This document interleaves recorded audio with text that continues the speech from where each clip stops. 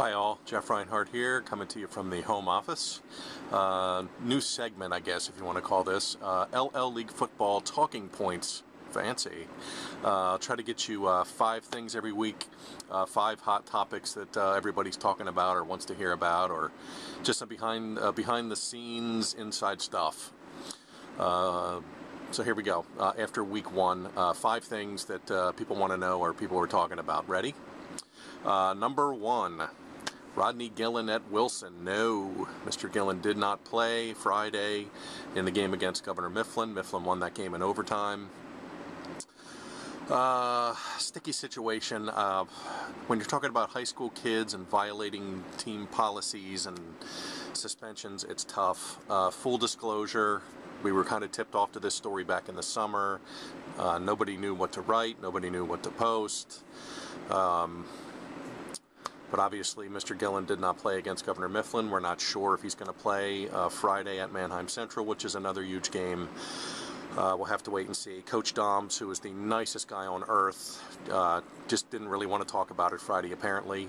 We'll see if it comes up later this week in the pregame stuff leading up to their trip to Mannheim. But I will say this, when we were tipped off to this earlier in the summer, we did hear that it was going to be a 2-game suspension. So nobody's confirmed that, nobody's denied that.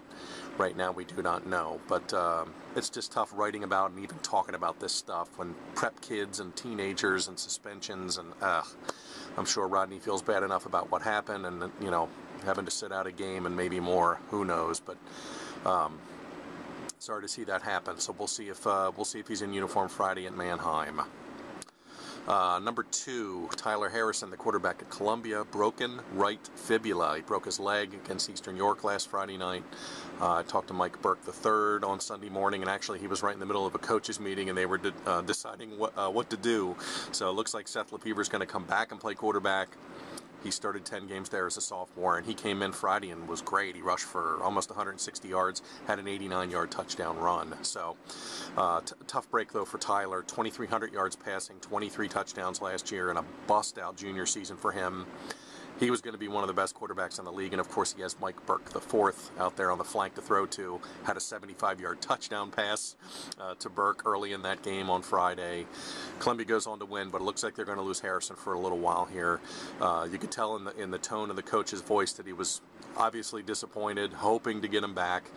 Knock on wood, he said maybe week 8 at the earliest. So Harrison's expected to meet some doctors this week, probably Tuesday, to figure out his rehab and see how that's going to fly. So no Tyler Harrison for the Tide. Don't forget they're single A. 4 teams get in. They need power points.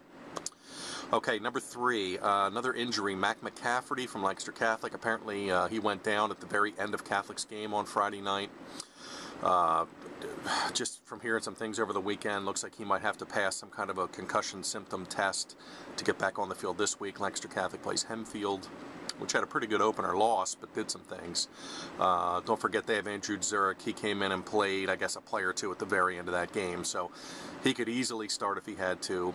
McCafferty won the job in camp. He's the junior, but keep an eye on that. We'll see if there's a lingering injury with McCafferty here the next couple of weeks, and they have McCaskey in week 3, which will be a whopper, so keep an eye on that. Number 4, not the greatest start here for the LL, just 8 wins. And there were only, I think, 3 games where an LL played an LL in week 1. So just 8 wins out of the 23 teams. And how about the 3 overtime games? I think there was 1 overtime game in the LL last season. And that was that Cocalico CV game in week 9. If there was another one, email me. But I think that was the only one. We had 3 on opening night. Wow. Catholic was the only one that won over at Trinity. Wilson, as mentioned, lost a gut-wrencher to Governor Mifflin in another classic. Those two play a great game every year, it seems like it. And Mannheim Township, CD, over at Central Dauphin. Township came back, scored, forced overtime. CD won that game 28-21. So 3 overtime games already. I wonder if that's a, you know, a peek at what's to come here this season. Should be interesting. And just the 8 wins by the LL. That was sort of a shocker. Number 5, let's look at week 2 real quick. 2 games to watch for sure. 1 game involving undefeated teams. Penn Manors 1-0. Comets whooped up on Solanco 49-13 in week 1. They got the most points of any LL team. They go on the road over to LS, short drive. Pioneers beat Hempfield 34-24, so they're both 1-0.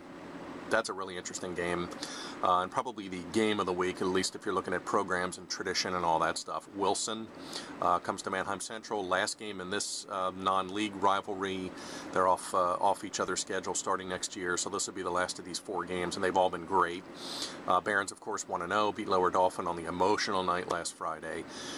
Wilson will come to town with or without Gillen, don't know. Great stat from Mike Drago with the Reading Eagle. Wilson has not been 0-2 since 1993. Wow.